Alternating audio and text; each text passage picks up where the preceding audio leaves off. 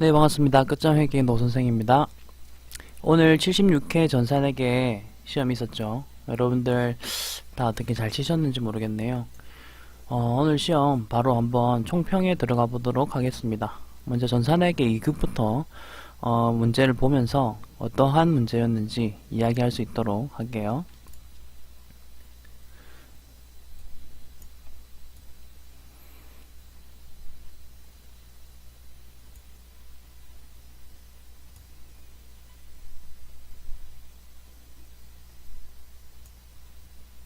네, 이제 화면에 문제를 나올 수 있게 이렇게 배치를 하고 하나씩 보면서 이야기해 보도록 하겠습니다.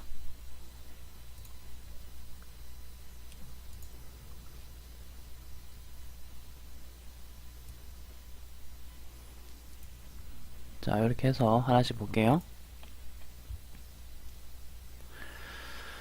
자, 이론 문제입니다. 이론 문제는 전체적으로는 크게 뭐 이렇게 나왔다 이렇게 할 게 없어요. 뭐 한두 문제 정도가 뭔가 생소한 느낌을 받으실 수는 있지만 그런 부분들은 틀리셔도 다른 것들을 맞출 수가 있기 때문에 시험 합격에는 크게 지장이 없는 것 같습니다. 자, 1번 문제부터 보시면 재무상태표에 표시되는 항목이 아닌 것은, 이런 식으로 나오는 문제들은 아마 다 맞추셨을 거예요. 당연히 자산부채 자본이거든요. 이건 회계의 완전 기초 중에 센 기초 부분이고, 그 다음에 비용의 인식 기준으로 맞는 것은 뭐 이런 말이 나오는데, 자, 요거 같은 경우는 이제 수익 비용 대응의 원칙, 요 부분에 대해서 이제 뭐 여기 보면 비용이란 말 보이시죠? 요것만 가지고도 이제 답을 그냥 찍어도 맞출 수가 있는 그런 문제고, 그 다음에 좀 더 세부적으로 설명을 드려보자면 요 해답 해설해 보세요. 여기서 뭐 수익은 실현주의라고 해서 수익 같은 경우는 물건을 넘겨줄 때, 그때가 이제 실현되었다라고 하거든요. 물건을 넘겨줄 때 수익의 인식을 한다. 그러니까 돈을 받았을 때가 아니라 물건을 넘겨줬을 때입니다. 그리고 이 비용은 수익이 인식되면 비용도 그거에 대응되는 비용만큼 인식이 되어야 한다. 그래서 이제 이 문제에서는 비용이라는 말, 이게 좀 더 디테일하게 나온 부분이 되겠죠. 자, 그렇게 보시면 되겠습니다. 뭐 총액주의도 사실은 총액주의도 봤는데요 라고 하실 수가 있는데, 이 문제에서 이제 원하는 거를 보면 총액주의는 손익계산서의 뭐 인식기준, 손익계산서의 작성기준이겠죠.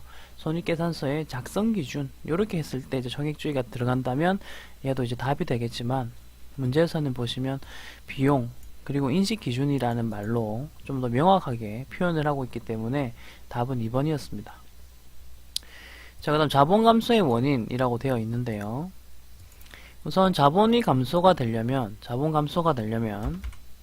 자, 자본이 감소가 되려면 말 그대로요, 자본 그 자체가 감소가 되든가, 혹은 수익 빼기 비용은 이익이지 않습니까? 근데 그 이익이 자본에 영향을 미치거든요. 그럼 이익이 작아져야지만 자본도 작아진다, 이런 표현을 또 쓸 수가 있겠죠. 그렇기 때문에 수익이 뭐 예를 들어서 작아진다든지 하면 되는데, 여러분 수익이라는 것은 작아진다, 그러니까 감소한다라는 그런 표현은 기본적으로는 없습니다. 그렇기 때문에 이제 여기서는 수익의 감소라는 말 자체가 일단 뭐 논리적으로는 맞지 않으니까 이런 표현을 쓸 수는 없는 거고, 그 다음 보시면 비용이 발생하면, 자, 비용이 발생한다면 이익은 이렇게 작아지겠죠. 그러면은 자본도 감소가 되겠죠. 그래서 여기서는 보시면 1번, 2번, 3번 다 수익이거든요. 4번이 매출원가죠. 근데 이거를 여러분 몰라도 그냥 1, 2, 3, 4번을 그냥 보기만 딱 보셔도 1번 수익, 2번 수익, 3번 수익이잖아요. 근데 4번은 비용이에요. 그럼 지 혼자 다르잖아요. 그렇게 해서 이제 그냥 4번 이렇게 찍으셔도 맞출 수가 있는 거죠. 그러니까 너무 어렵게 생각하면 안 되는 거예요. 자, 정상적인 영업 과정에서 판매를 뭐 어쩌고저쩌고 하잖아요. 자, 투입된 상품이나 판매를 위하여, 이 키워드죠. 자, 그 다음에 뭐 원재료라는 단어 키워드고, 그 다음에 생산 과정이란 말도 키워드죠. 자, 요거는 수업 시간에 다 말하는 부분이죠. 판매를 위하여 보유하는 거는 상품이나 제품을 뜻하고요.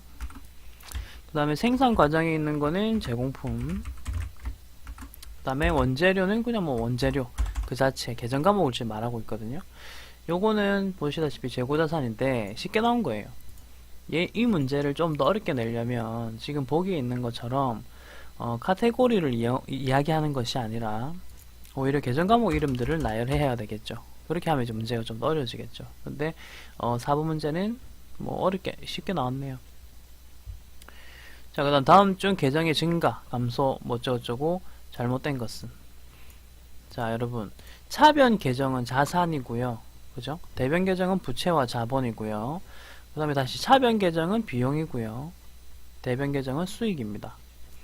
그걸 일단 아신다면, 그 부분을 아신다면 외상매입금 뭡니까? 부채죠. 부채는 대변 계정이죠. 그러면 대변에 증가한다. 이런 식으로. 미수금은 뭐냐? 미수금은 자산입니다. 그렇기 때문에 증가가 차변에 나와야죠. 틀렸죠? 답은 2번입니다. 이런 식으로 그냥 접근하시면 돼요. 예수금 숫자 들어가면 제가 대변 계정 부채라고 했고요. 대변 되겠고, 수수료 수익이죠. 수익은 대변 계정입니다. 대변에 발생합니다. 됐죠? 이런 식으로 갑니다. 크게 어렵지 않습니다. 그 다음 6번은 좀 생소할 수 있으니까요. 한번 설명을 드리면 계정의 마감이 옳지 않은 것은 돼 있죠. 자, 계정의 마감해서 지금 계정 과목부터 볼게요. 임대료, 수익 계정, 이자 수익 계정, 보험료, 비용 계정, 미수금. 보시다시피 미수금은요, 자산입니다. 됐죠? 자, 그 다음 특징들을 보시면 임대료, 손익이란 말 보이고, 이자 수익, 손익이란 말 보이죠? 보험료, 손익이란 말 있죠? 근데 대변에 있네요. 그 다음에 미수금, 손익이란 말 보입니다. 자, 여러분, 손익이라는 말은 손실 혹은 이익이란 뜻이죠. 요거는 수익과 비용에만 가능한 이야기입니다. 근데 보시다시피 미수금은 아까 자산이랬죠.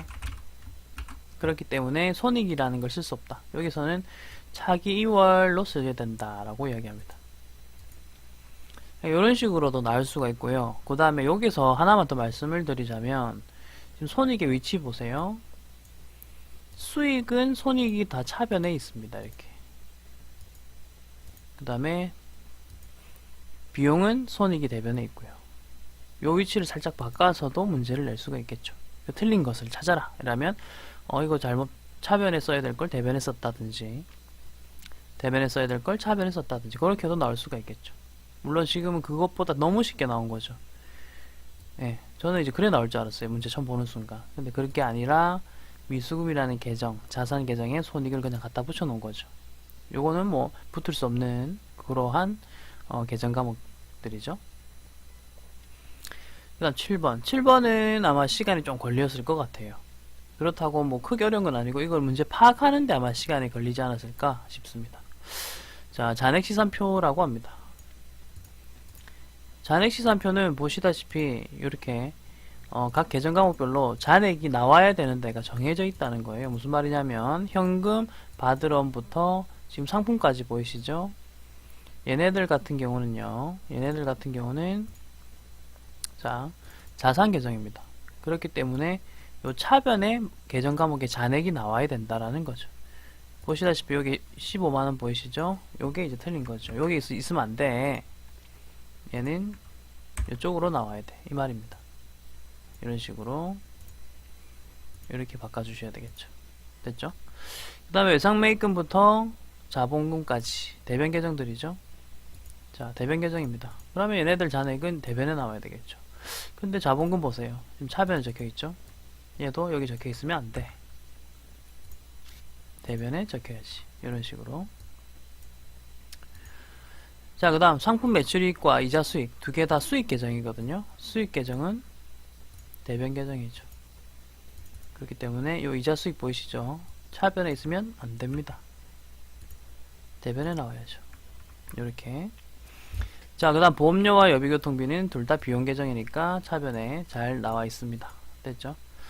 이런 식으로 하신 다음에 이제 숫자를 한번 뭐 요거 빼고 지금 고친 대로 해서 차변의 합계액을 계산해 보면 이거 씌우면 자동 계산이 되더라고요. 자, 보시다시피 78만원이 되죠. 차변 합계액은 78만원. 요거는 요거 자체가 자동 합계로 기록이 돼 있지만 여러분들은 직접적으로 계산하신 다음에 계산기로, 그러니까 계산기로 두드려 보시면 돼요. 계산기 두드려 보시면 3번 나옵니다. 이렇게 되겠고. 자, 그 다음 회계상 현금 계정으로 처리할 수 없는 거, 이런 거는 뭐 맞췄을 거고 설명 안 드립니다. 그 다음에 회수한 외상 매출금, 요것도 우리 2급할 때 연습 충분히 했습니다. 뭐 예를 들면 T 계정을 그려라, 제가 이런 말씀을 드렸었죠. 아니면 뭐 위아래로 적어도 된다 라고 했었고, 저는 T 계정으로 한번 해보겠습니다. 1 더하기 1에서 2.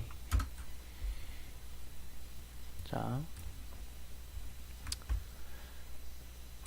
T 계정으로 한번 보여드리겠습니다.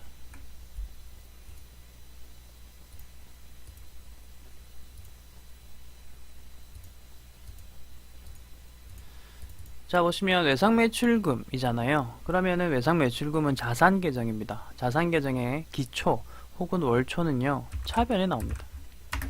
그 차변에 요 금액을 적으시고, 보이시죠? 자, 그리고 자산이기 때문에 자산의 증가는 차변에 적거든요. 그래서 증가와 관련된 사건들은 차변에다가 다 적는 겁니다. 여기 보시면 당월 외상매출액이라고 보이시죠? 차변이죠. 이렇게 증가가 되는 거니까. 자, 이것도 이런 식으로 적겠습니다. 월초잔액. 자, 그 다음 외상 매출액 중에서 환입이란 말은 내가 매출, 이렇게 외상을 매출한 적이 있었다. 근데 그 중에서 물건에 화자가 있어서 반품을 해줬다. 그럼 여기서 빼야 되겠죠? 그래서 환입액은 대변으로 갑니다. 대변으로. 자, 그리고 월말 잔액, 항상 월초의 반대쪽에 적힌다 했죠? 이렇게 적습니다. 그럼 회수, 이 회수는 어디 적히냐? 회수는 대변에 적히죠. 자, 그래서 보시다시피 이런 식으로 숫자를 다 넣으신 다음에 차변의 합계액에서 대변의 나머지 합계액을 빼시면 저 횟수 금액이 나오게 되겠습니다. 답은 뭐 2번 이렇게 되고요. 됐죠?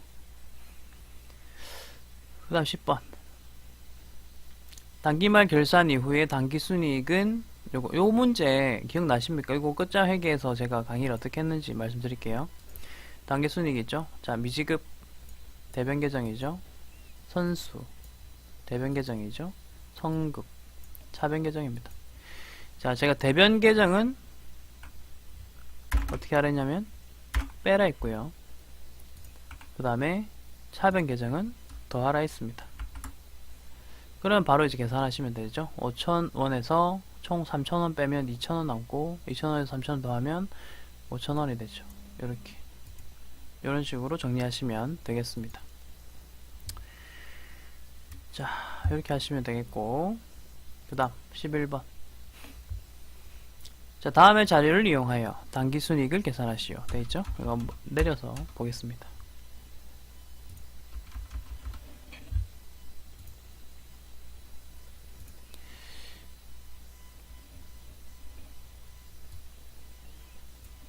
자, 요거는 제가 그림을 이용해서 풀으라고 몇 번이나 말씀드렸거든요. 요 그림이 있습니다. 이거 일단 다 지우고 숫자들을 그대로 한번 옮겨서 적어 볼게요.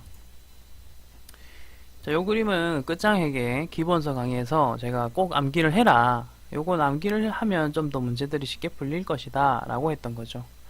그리고 숫자들은 그냥 잡아 넣으면 된다 라고 했습니다. 자, 뭐 하나씩 그대로 넣어 보겠습니다. 매출액 넣고요. 기초상품 요 지자리, 지금 자리별로 넣고 있다. 판관비 이렇게 넣고, 기말 상품 재고액 뭐 이렇게 여기 되겠죠. 단기 상품 매입액, 그 다음에 영업의 비용까지 있네요. 영업의 비용은 여러분 요 영업이익 밑에 있잖아요. 그래서 요거는 요까지는 요거는 적지 않을게요. 어차피 문제에서 필요 없는 부분. 아니네, 문제에서 필요하네. 잠깐만요. 요거는 요 표가 좀 적은데 제가 더 만들겠습니다. 자, 손익계산서 우리 그림 기억하시죠? 손익계산서에서 영업이익에다가 영업 외 수익을 더하고 그 다음에 영업 외 비용을 빼면 법인세 차감전 순이익이 나오거든요. 법인세 차감전 순이익이 나오고 거기서 법인세 비용을 빼면 당기순이익이 나오죠. 여기서 하고 싶은 말은 그거죠. 영업의 비용이 여기 있네. 70만원 뺍니다. 이렇게 뺍니다. 자, 이 상태에서 이제 모든 자료가 주어졌거든요. 그러면 이제 계산기로 계산하시면 되죠. 먼저 이 부분 매출 원가 부분을 계산해야 되겠죠. 자, 차변의 합계액부터 구할게요. 더하기 400 빼기 250. 자, 매출 원가 300 나오네요. 자, 그럼 여기서도 매출 원가 300 빠집니다. 됐죠? 자, 여기서 매출 원가 300이 빠지고 그러면은 매출 총이익은 500이죠. 됐습니다. 500에서 200 빼면 얼마입니까? 300이죠. 이렇게 되고 그 다음에 영업의 비용 빼면 230이 되네요. 230 이렇게 최종적으로는 답은 230만원 되겠습니다. 230만원. 요 그림을 기억하시라고 말씀을 드렸어요. 요 끝장회계 교재에도 있고 뭐 다른 데서도 뭐 보실 거예요. 이렇게 요 틀을 잘 이용하자 이런 말씀을 드렸습니다. 자, 요 부분 요거는 제가 이제 순매입액 계산하는 방법에 대해서 알려드렸었는데 여기 매입액 총 매입액 보이시죠? 여기에서 매입 환출 빼시고 매입 환출 빼시면 되고 여기 보면 매출 할인은요 매출이라는 단어 보이세요? 이게 만약에 매입 할인이었으면 빼는데요. 매출 할인이면 뭐 이 시기에서는 아예 고려할 필요가 없다. 아시겠죠? 뭐 그래 푸시는 거고. 그 다음 13번. 자, 다음 공문에 나타난 거래할 때 차변, 계정 과목과 금액. 물어보는 거가 뭔지를 잘 보세요. 차변, 계정 과목과 금액입니다. 자, 그러면은 뭐 쭉 읽어보시면 수신 내부 결제 어쩌고저쩌고 토지를 취득하다. 그 다음에 사무실용 업무용 컴퓨터를 취득하다. 그러니까 토지는 토지고 업무용 컴퓨터는 비품입니다. 요건 아실 거고. 이거 잘 보세요. 토지 3천만원짜리죠. 근데 취득을 한과 동시에 관련된 비용이 100만원 있었을 거예요. 근데 얘가 뭐라고 됐냐면 포함되어 있다잖아요. 이 말을 잘 보셔야 돼. 요 3천만원 안에는 이미 이 100만원이 포함이 되어 있다. 그러므로 토지로 내가 회계 처리해야 될 거는 3천만원이 답니다. 이게 다예요. 3,100만원 이렇게 하면 틀리는 거예요. 왜냐면 이미 포함되어 있다니까. 별도라는 말을 만약에 쓰잖아요. 별도라고 하잖아요. 그러면 토지가 3,100만원이 되겠죠. 근데 이미 포함되어 있다. 업무용 컴퓨터 비품인데 200만원 주고 샀고요. 보세요. 10만원 또 포함. 이것도 보세요. 만약에 별도로 10만원이 더 들었어. 비용으로. 이렇게 하면 210만원 이렇게 하시면 되거든요. 근데 200만원 안에는 그러한 그 비용들이 포함이 되어 있는 거야. 라고 하잖아요. 그러니까 그냥 200만원 되는 겁니다. 요거는 생각을 너무 깊게 하시면 아마 틀릴 수도 있는 문제 되겠습니다. 자, 그 다음에 일상적 거래와 이건 좀 말이 좀 이상한데 특이한데 회계상 거래가 동시에 발생하는 것은 일상에서도 거래 그 다음에 뭐 회계상에서도 거래 뭐냐 이러는데 보세요. 대손상각비나 감가상각비는 회계에만 있는 개념입니다. 맞죠? 실제적으로 여러분 일상적인 거래라고 하려면요. 일상적인 거래라고 하려면 실제로 무언가가 왔다 갔다 해야 돼요. 일상적인 거래는. 실제로 무언가가 왔다 갔다 해야 돼요. 근데 이제 회계상의 거래는 대손상각 계산을 한다든지 감가상각 계산하는 것처럼 무언가가 왔다 갔다 한 건 아니라는 거죠. 그죠? 그래서 이제 답은 4번입니다. 답은 4번. 이렇게 체크 좀 하시고요. 답은 4번. 자, 그 다음. 재무상태표상 유동자산에 속하지 않는 것은 유동자산은요. 당좌자산과 재고자산이면 되죠. 그죠? 유동자산이 아닌 거는 비유동이겠고요. 이거는 뭐 2번 바로 찾았을 겁니다. 2번입니다. 2번 기계장치는 유형 자산입니다. 유형 자산. 유형 자산. 자, 지금 이론에 대한 간단한 또 평을 해보자면 적어도 10문제는 맞출 수 있어요, 여러분. 암만 뭐 좀 이런 거는 좀 시간이 걸리는 문제고요. 이런 건 헷갈릴 수도 있겠고 하지만 보니까 한 기존에 나왔던 기출 문제가 거의 대부분이에요. 이 문제들도 마찬가지입니다. 그래서 암만 많이 틀려도 지금 15문제 중에서 10문제는 무조건 맞춰야 돼요. 10문제보다 좀 적게 맞추셨으면 공부를 좀 안 하신 거다 이렇게 보시면 돼요. 실수를 많이 하셨든지. 자, 실무 보겠습니다. 실무 요거 1번은 안 볼게요. 똑같아요. 보시다시피 똑같아요. 나왔던 거. 그 다음에 재무상태표 뭐 수정 똑같습니다. 지금 뭐 특이한 문제 전혀 없습니다. 근데 이제 얘가 좀 특이하죠. 거래처별 초기월. 특이하다기보다는 기존에는요 요 정도만 물어봤어요. 그러니까 요 정도만 이렇게 개정 과목 2개에 대한 내용만 주로 물어봤었거든요. 근데 지금 보시는 문제에서는 총 개정 과목이 5개네요. 이렇게 다 이제 들어가서 다 확인해라는데 요건 뭐 하실 수 있겠죠. 그냥 시간만 더 걸릴 뿐이지. 그리고 3점짜리가 아니고 이런 건 이제 4점 줘야지. 그죠?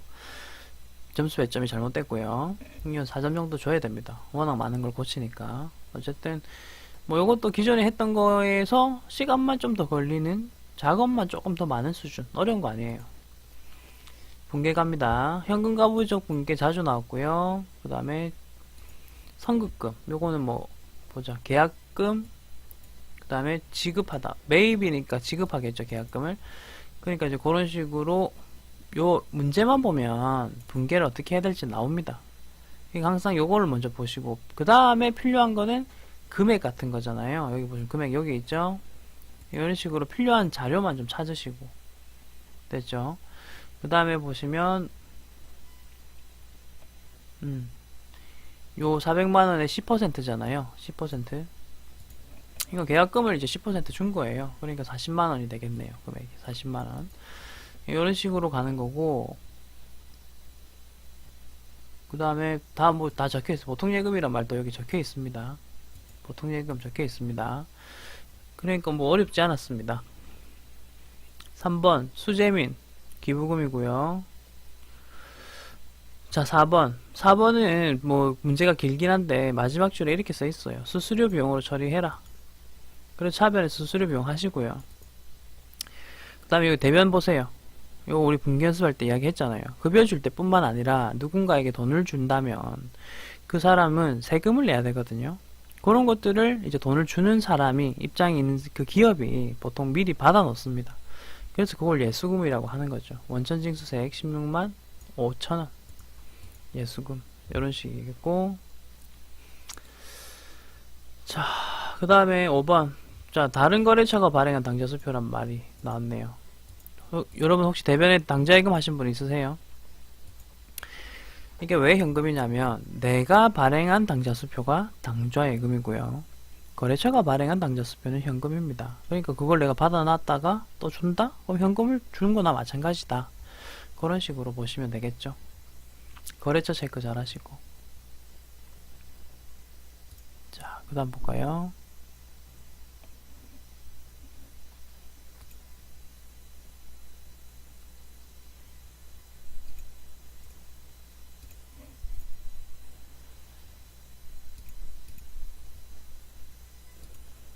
자, 이제 그 다음 보겠습니다. 뭐 판매 직원들과 식사했죠. 복리후생비. 뭐 이런 거는 됐고 7번이 어려운 거예요, 여러분. 솔직히 말씀드리면은 딴 건 안 어려워요. 딴 거는 기존에 있던 연습 조금만 하셨으면 아마 다 하셨을 것 같고 7번만 요 분계 8문제 중에서는 좀 어려운 편에 속합니다. 그래서 요거는 틀려도 돼요, 사실은. 딴 건 맞추면 되잖아. 자, 이건 풀이를 해보겠습니다. 상품 30만원을 매입하고 보이시죠? 그래서 차변에 상품 30이라고 바로 적습니다. 항상 직독식해 하시듯이 분계도 직독식해 하시면 됩니다. 하고 두 번째 보세요. 대금은 당좌수표를 발행하여 지급한다. 자, 기존의 문제였다면 요거 대변에 그냥 당좌 예금 30만원 하면 끝이에요. 그죠? 근데 요 보세요. 단 예금의 잔액은 10만원이다. 통장에는 당좌 예금이 10만원 밖에 없는 거예요. 그래서 대변에 우선 당좌 예금 10만원 보내주고요. 그럼 나머지 20은 어떻게 하느냐 라고 돼 있는데, 국민은행과의 당좌 차월 한도액은 50만원이다 이렇게 보이시죠? 그러니까 이제 50만원까지는 마이너스 통장처럼 뺏을 수 있다는 뜻이거든요. 그래서 이제 당좌 차월 20만원 적혀 있어요. 근데 요거는 배운 사람은 할 거고 못 배운 사람은 못 할 건데, 이게 사실 지금 보니까 아마 이게 약간의 논란이 있을 것 같아요. 그러니까 당좌예금 잔액이 10만원 이런 걸 다 제시하긴 했습니다만, 요거는 아마 이재기가 좀 들어갈 수도 있을 것 같아요. 무슨 말이냐면 대변에 당좌예금 30만원 해도 그것만 딱 적어도 맞다 해라 라고 이재기가 들어갈 수도 있을 것 같아요. 왜냐면 기존에는 항상 당좌 예금 잔액에 관계없이 항상 대변은 전부 다 당좌예금으로 처리했었거든요. 근데 이 문제 자체는 당좌 차월 한도액이 있다 라고 해놨기 때문에 조금 논란이 있을 수도 있고 이재기가 조금 들어갈 수도 있을 것 같네요.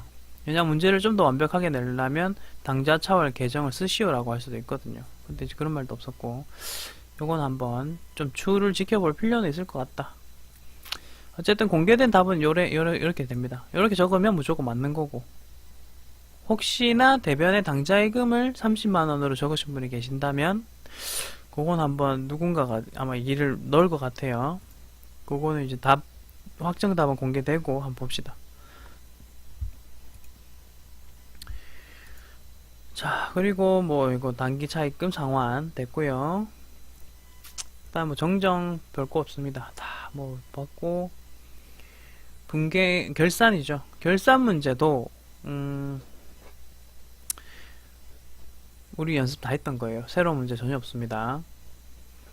내가 예전에 보험료라고 1번부터 한번 보세요. 차변에 처리했던 게 있는데, 그 중에서 기간 미경과라는 말은 여러분 내년분이란 뜻입니다. 내년분, 아직 기간 경과 안 됐다. 내년분이 6만원 포함되어 있다 이런 말을 쓰죠. 그러니까 내년분. 그럼 보험료 취소하는 거예요. 자, 수익과 비용은 감소시키는 개념이 아니고 발생만 한다고 했습니다. 근데 일반적으로 항상 그렇게 생각하시고, 기말이 딱 되면 항상 수익과 비용은 발생주의에 의해서 올해분만 발생시켜야지. 그러니까 내년분도 발생시킨 게 있다는 거지. 그러면 어떻게 해야 되겠어요? 내년으로 보내야 되겠지. 그래서 취소를 시킵니다. 그게 바로 요 보험료가 대변에 적힌 요거고요. 그리고 선급비용, 내년 거 미리 냈습니다 라는 뜻으로 선급비용 처리합니다. 그런 식으로 하시고, 자, 2, 3, 4번도 다 우리 했던 겁니다. 자, 상품 매출액과 매입액. 자, 조회 문제는 요 해답지에서 말하는 거 안 가셔도 돼요. 다시 말씀드릴게요. 해답지에서 말씀드리는 대로 안 가셔도 상관은 없어요. 아시겠죠? 그러니까 뭐 예를 들면 이건 거죠. 상품 매출액 계산하고 싶으면 지금 문제는 그거예요. 날짜가 조금 중간에 걸쳐져 있죠. 그래서 상품 매출은 일단 손익계산서 계정이니까 손익계산서 가시면 되고, 상품 매입은 재무상태표 일단 가셔도 됩니다. 그리고 둘 다 6월이라고 하신 다음에 이제 뭐 나올 거 아닙니까? 더블 클릭하셔서 4월부터 6월까지의 월계를 일단 뭐 다 더하시는 방식으로 각각 상품 매출과 매입을 더하시면 가능합니다.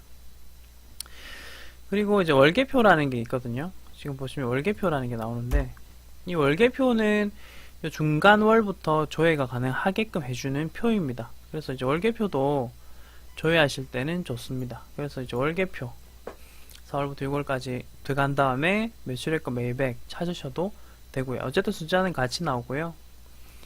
자, 그 다음 상품 매출은 몇 건이냐 이런 말 하잖아요. 자, 상품 매출 아까 말씀드렸잖아요. 손익계산서 계정이죠. 그러면 또 그거 들어가시고요. 그리고 상품 매출 4월 더블 클릭하시면 돼요. 더블 클릭하시면 4월 달 것들이 1월부터 뭐 4월까지 다 뜨겠죠. 4월 달에 있는 상품 매출을 세어보시면 5건 이렇게 나올 거예요. 그렇게 찾으시는 게 저 끝장에서 말씀드렸던 좀 쉬운 부분이었죠. 그렇게 쉽게 찾는 방법. 근데 여기 답안에서는 계정별 원장 여기도 나옵니다. 그러니까 어디든 가도 다 나온다.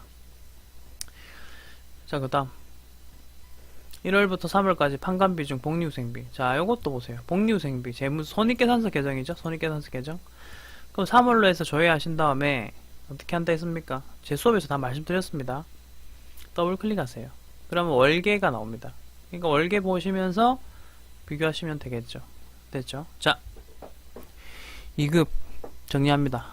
난이도는 크게 어렵지 않았습니다. 그냥 생소한 게 몇 문제 나왔습니다만 제가 누차 말씀드리다시피 어려운 거는요 넘어가세요. 제발 좀 시간도 없는데 그거 집중해갖고 멘붕 오게끔 만들지 말고 오면 하이파이브 하시고 안녕 나중에 보자 이렇게 넘어가시라고요. 그래야지 아는 걸 다 맞출 거 아니에요. 뒤에 것들은 다 우리 아는 거거든요. 그러니까 항상 그러한 관점대로 문제를 좀 풀어주시기 바랍니다. 아시겠죠? 바로 1급 봅니다. 1급.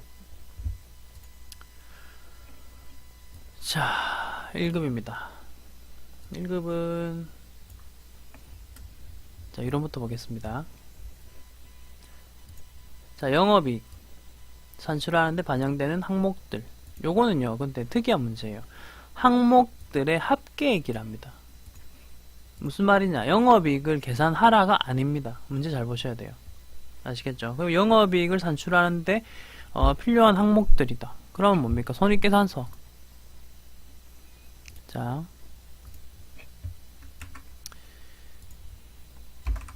요 그림 외우시면 되잖아요. 손익계산서 이렇게 생겼거든요. 자, 보시다시피 영업이익까지 가는데 사이에 뭐가 있었는지를 보세요. 매출액, 매출원가, 총이익, 판관비, 영업이익. 얘네들만이 영업이익에 영향을 미치겠지. 그러면은 영향 못 미치는 것들을 먼저 찾아서 지우시면 돼요. 요런 것들, 요런 것들. 기부금, 이자 비용, 기타의 대손상각비. 요런 것들은 제가 대표적인 영업의 비용이라고 했고, 매출 채권 처분 손실을 보세요. 이건 뭐 판매하면서 생긴 것 같습니까? 그런 거 아니거든요. 그렇기 때문에 이런 것들은 제외. 그러니까 제외하시고 나머지 요거 3개 남았죠. 요거를 그냥 더 하셔야 됩니다. 요 문제에서는 영업이익을 계산하는 게 아닙니다. 하도 문제가요. 하도 많이 공개되다 보니까 이제는 뭐 꼬아낼 게 없는 거예요. 이렇게 꼬았어. 영업이익을 계산해라가 아니라 요것들을 합계액을 더 해라 이렇게. 어이없죠? 자, 회계상의 거래가 아닌 것은 요런 거는 아리가또 감사합니다 하면서 푸시고요. 그 다음에 요거 평가 손익을 물어보는데 요거 봅시다. 요거는 남이 발행한 주식을 내가 산 거잖아요. 그걸 아시겠죠? 남이 발행한 주식을 내가 산 겁니다. 그렇기 때문에 이제 보시면 취득가액, 공정가액 요 두 개를 비교하시면 돼요. 요 두 개를 비교하셔서 얼마만큼의 변화가 있었을까 한번 보자는 거예요. 자, 요거 2만원 하락했고요. 그 다음에 15,000원 상승했네요. 그럼 두 개 합치면 어떻게 되는데요? 두 개 합쳐보시면 5,000원만큼 하락했죠. 그러면 평가 손실이 2번이 되는 거죠. 됐나요? 요런 식으로 하시면 되겠습니다. 자, 4번은 분계 문제였고, 그 다음에 5번 보세요. 자본잉여금. 자, 제가 자본잉여금 외우는 방법은요, 자본거래인 것 같은데 뭔가 남는 느낌. 그러다 보니까 이제 키워드 단어가 초과란 단어가 주로 나온다 했죠. 자, 보세요. 할증 발행을 하는데 초과한다. 이런 말 보이시죠? 주식이란 말은 이제 자본거래란 뜻이라 보시면 됩니다. 주식. 그 다음에 주식, 자기 주식을 처분하는데 초과 보이세요? 이게 두 개가 그러니까 답인 거예요. 답은 1번. 됐나요? 요거 보세요. 3번. 주식이란 말 보이시죠? 자본거래인데 미달, 뭔가 모자라죠. 이런 것들은 자본 조정입니다. 계정 과목은 다에 보이시는 주식 할인 발행 차금 돼 있는데 예, 맞고요. 속하는 곳은 자본 조정이죠. 그 다음에 적립금 보이시죠? 적립이라는 말, 준비라는 말이 나오면 이익잉여금이 됐습니다. 여기 이익잉여금 보이시죠? 요건 다 우리 수업 시간에 제가 유튜브에 올려놓은 강의에서 다 설명을 드리는 거죠. 자, 6번 요것도 완전 쉬운 문제 그죠? 그 다음에 7번 우표 요것도 쉬운 문제고요. 그 다음 8번 봅시다.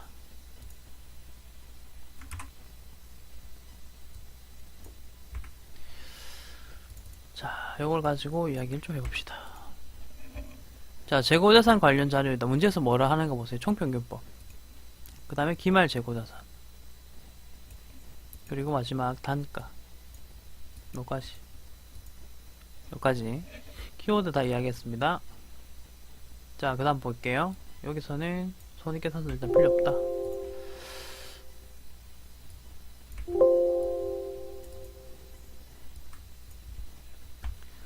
얘를 늘립니다. 늘려서 말씀드립니다. 자, 1월 1일이죠. 1월 1일. 그 다음에 10개. 그리고 단가는 100원. 이렇게 적으시면 되지. 그러면은 총 얼마야? 1000원. 이 그림을 그리시라는 거예요. 항상 제가 재고자산 할 때 계속 말하잖아요. 그림 그리라고. 1월 14일 매입이죠. 매입이니까 차변을 적는 겁니다. 30개 곱하기 하시고 하나당 120원.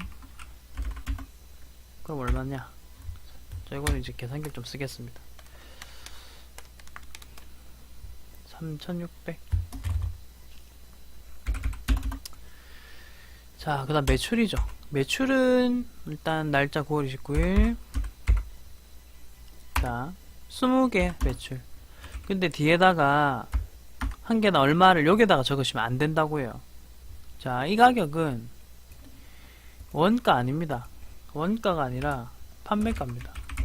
그러니까 위에 두 개랑 아래에 있는 얘랑 달라요. 그러니까 얘는 판매가. 그러니까 여기는 원가 정보만 적혀야 되기 때문에 안 적습니다. 자, 그 다음 매입 10월 17일 10개 110원 한 곱하기 110원. 자, 이것도 계산해보면 1100원이죠. 자, 여러분, 그러면 이제 하셔야 될 작업, 총 개수가 몇 개인지 보세요. 총 개수는 총 50개. 두 번째, 총 얼마입니까? 그래서 1000원, 3600, 4600원, 5700원. 총 5700원이라고 됐죠? 자, 이렇게 하면은 5700원을 나눠보면 되지. 총 5700원인데 나누기 50개 해보시면 114가 되네요. 여기서 이제 뭐 하는 거냐면 총평균법이기 때문에 지금 제가 이렇게 계산을 하는 거예요. 총평균법은 그거예요. 뭐가 기초에 있었고 뭐가 중간에 이렇게 들어왔는지가 중요한 게 아니야. 그냥 총 합계 금액 얼마인데 5,700원입니다. 그리고 총 몇 개인데 50개입니다. 평균 네. 네. 그러면 평균 단가 114원 나옵니다. 답은 3번이죠. 그리고 보세요. 지금 이제 여기서 더 나가야 돼요. 요까지만 했으면 그 다음에 뭘 낼 거냐면 분명히 낼 게 정해져 있거든요. 자, 총 50개 중에서 20개 팔았죠. 그러면은 기말 재고 12월 말일 이렇게 해가지고, 자, 기말 재고가 몇 개인가? 총 50개 중에서 일단 30개. 요거 계산돼야 되고요. 그 다음에 평균 단가가 얼마였나? 114원이었죠. 곱합니다. 114원. 이렇게 하면 기말 재고자산의 금액 또 나옵니다. 요까지 하셔야 됩니다. 3420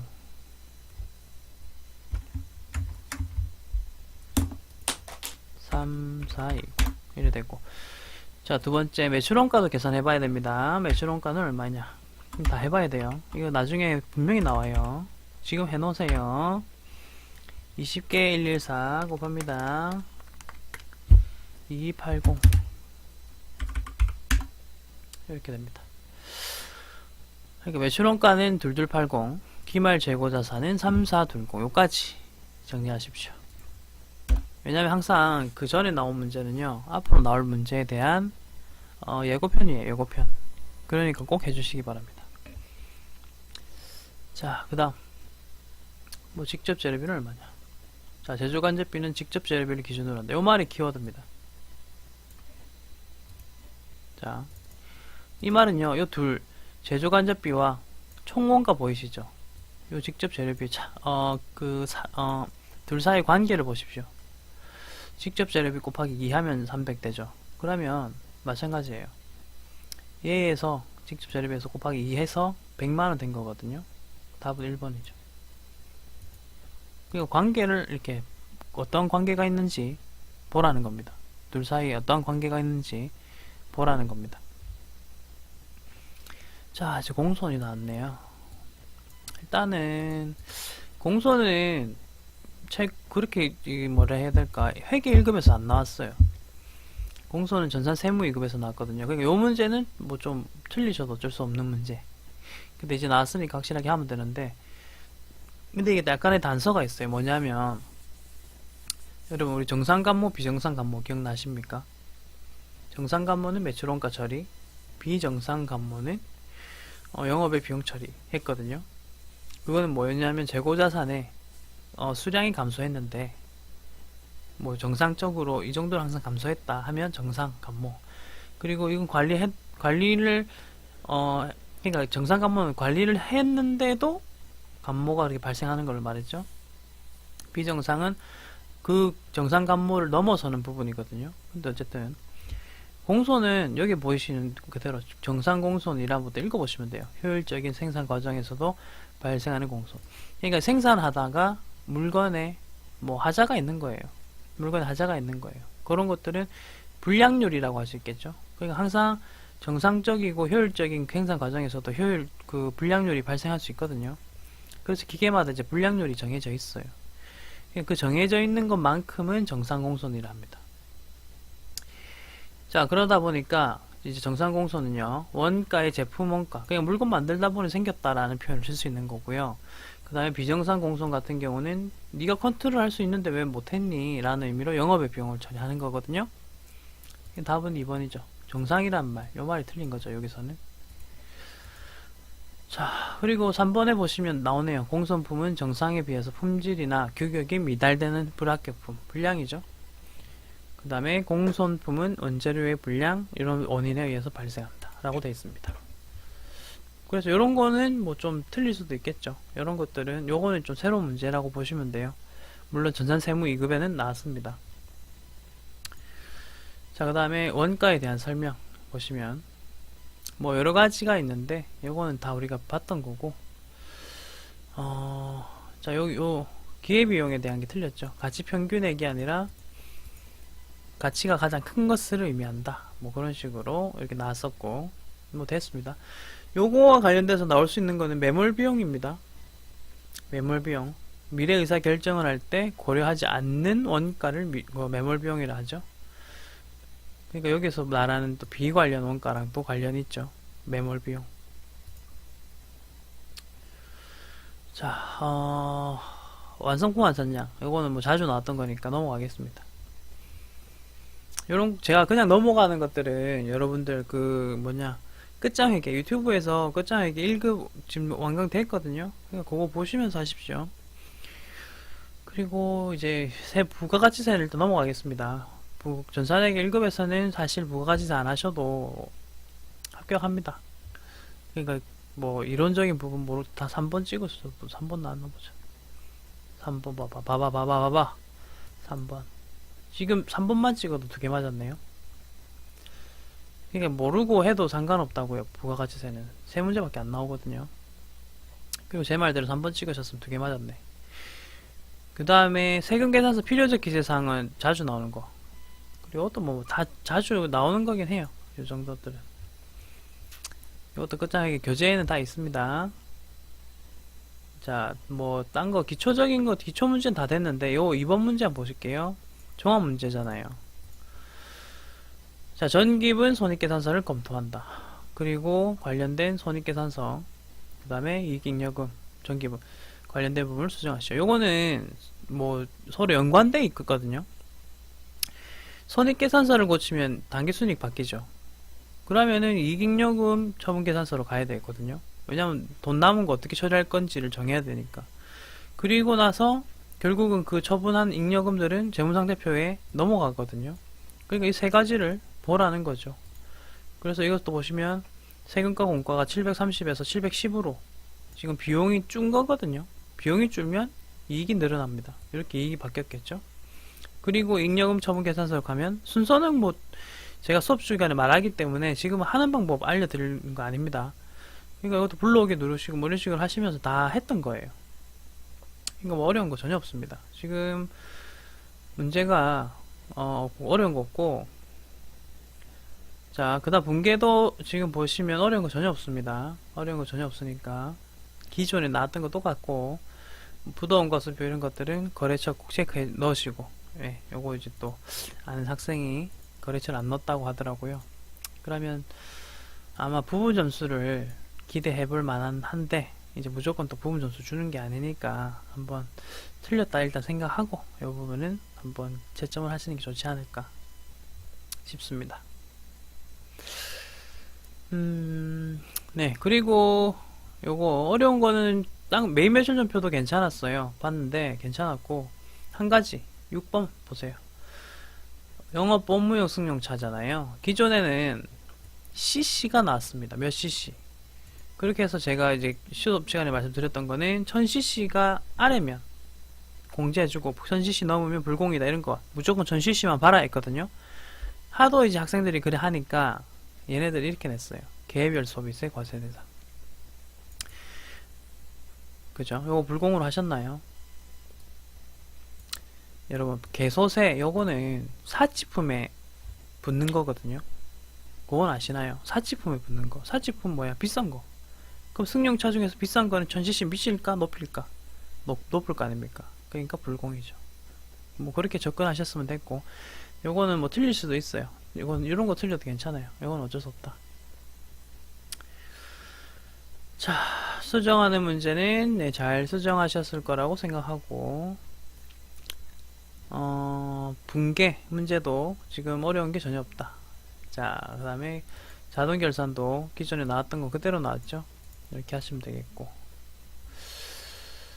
자, 그 다음에 나머지도 지금 조회까지도 보니까 뭐 특이사항이 없습니다. 자, 1급에 대한 또 정평을 해보겠습니다. 1급 우선은 어려운 문제는 없었어요. 한두 문제가 이론에서도 보시면 크게 어려운 문제는 없었다. 왜냐하면은 이런 것들 다 우리 기존적으로 연습했던 거고, 기본적으로 기존에 10번 요런 문제, 공손 요런 것들은 좀 생소할 수도 있으니까 이런 거 틀려도 되고요. 그 다음에 뭐 부가가치세 있는데 요거는요 제가 봤을 때 한 9문제를 맞춰야 돼요. 9문제. 그러니까 이론은 총 15문제 중에서 9문제는 맞추셔야 됩니다. 그러니까 실수 안 하시고 어느 정도 공부를 좀 꼼꼼하게 하셨으면 9문제는 적어도 맞출 수가 있습니다. 됐죠? 그리고 실무도 지금 보니까 기존에 나왔던 거에서 조금이라도 바뀐 거는 하나밖에 없어요. 메인 매출점표. 아까 말씀드렸던 요거 불공. 기존에는 1000cc라는 기준을 점을 두고 문제를 냈지만 여기서는 개별 서비스 과세 대상이라는 말을 썼습니다. 요 정도 말고는 나머지는 다 기존과 동일하다. 뭐 여기까지 하겠습니다. 여기까지가 이제 76회 시험 총평이었고요. 크게 뭐 막 난이도가 변동은 안 됐으니까 뭐 열심히 공부한 만큼 여러분들 시험 성적도 잘 나오셨으면 좋겠습니다. 자, 총평 마치겠습니다. 다음에 있을 또 다른 컨텐츠도 기대해 주십시오. 수고했습니다.